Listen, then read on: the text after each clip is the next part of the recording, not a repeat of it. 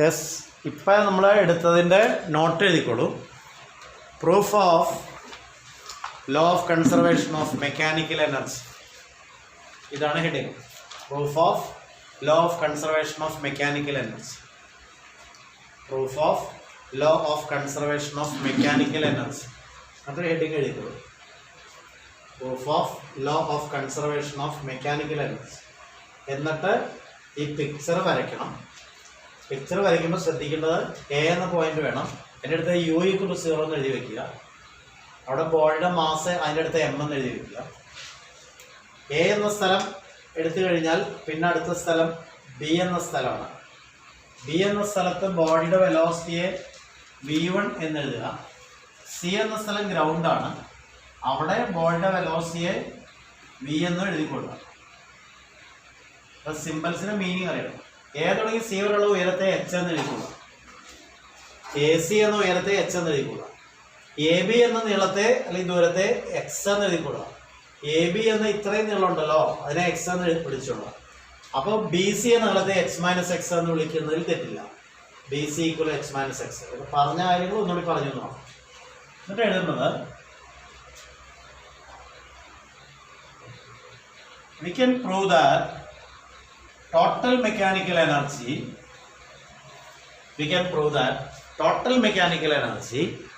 at any position A or B or C. മൂന്ന് പൊസിഷനാണ് പടത്തിൽ കാണിച്ചത്. We can prove that total mechanical energy at any position A, the topmost point, or B, ഇടയ്ക്ക് ഏതെങ്കിലും സ്ഥലം, ഇടയ്ക്ക് എവിടെ വേണില്ല, or C, ground level ആണ്. We can prove that total mechanical energy at positions A or B or C is same. ആണ് proof ചെയ്യാൻ പറ്റുന്നതാണ് എഴുതുന്നത്. Consider the topmost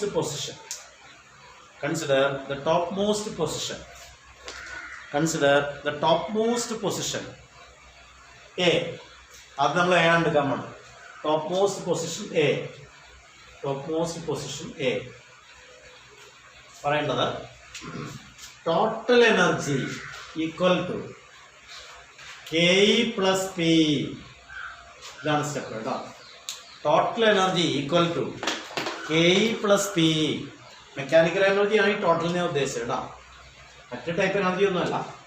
total energy is equal to ½ × M × U² plus mgh. We know that U equal to 0.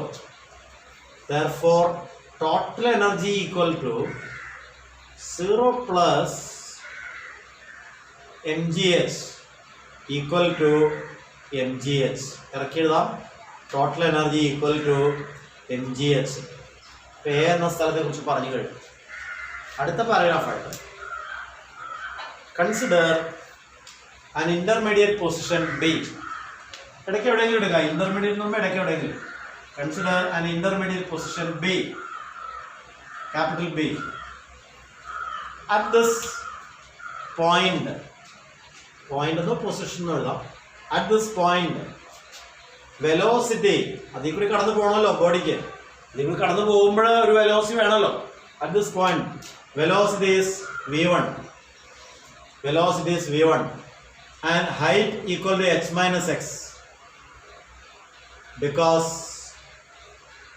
X is the displacement AB.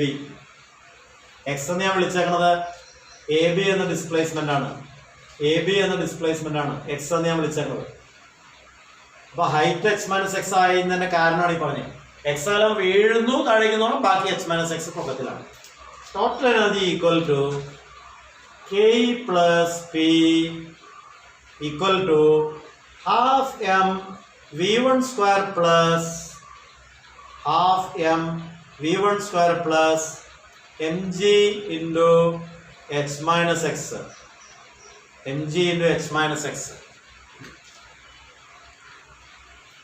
ഇനി എഴുതുന്നത് but V1 square equal to U square plus 2AS gives, ഇത് third equation of motion ആണ് കേട്ടോ. Third equation of motion ആണ് എന്ന് ബ്രാക്കറ്റിൽ എഴുതി വെച്ചാൽ നല്ലത്, അല്ലെങ്കിൽ അറിഞ്ഞാൽ മതി.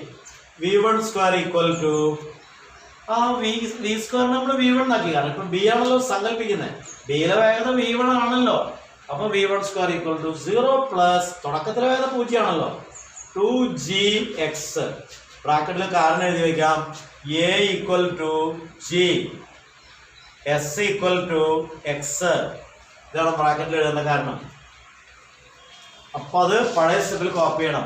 അടുത്ത സ്റ്റെപ്പില് therefore total energy equal to, therefore total energy T എന്നിട്ടാ മതി, equal to half into m into V1 square copy ചെയ്യണം 2gx എന്ന്, 2gx പ്ലസ് മറ്റേ ടൈം കോപ്പി ചെയ്യണം mg into x minus x. ഈ 2 വെച്ച് വെട്ടാം. Total energy equal to mgx plus mgh minus mgx. mgx പ്ലസും മൈനസും ഉണ്ട്, വെട്ടാം. ബാക്കി t equal to mgh, t equal to mgh. ഇതാണ് നേരത്തെ കിട്ടിയത്. അടുത്ത പാരഗ്രാഫായിട്ട് consider the ground level C.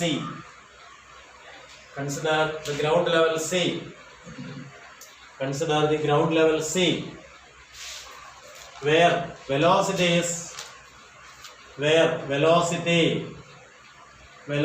of the body is v. Where velocity of the body is v. H equal to 0. Ground level എന്ന് പറഞ്ഞാൽ ഹൈറ്റ് ഇല്ലല്ലോ. Therefore total energy equal to half m v square plus v ആണ്. അപ്പോൾ v തന്നെ ഇട്ടാൽ മതി. അടുത്ത വേഗത v ആണ്. 0 ഹൈറ്റ് ഇല്ലല്ലോ. Total energy equal to half m v square. But third equation പിന്നെ കൊടുക്കാൻ പോണേ. v square equal to u square plus 2as gives v square equal to 0 plus, തുടക്കത്തിൽ നിന്നാണ് പറയാൻ പോണേ.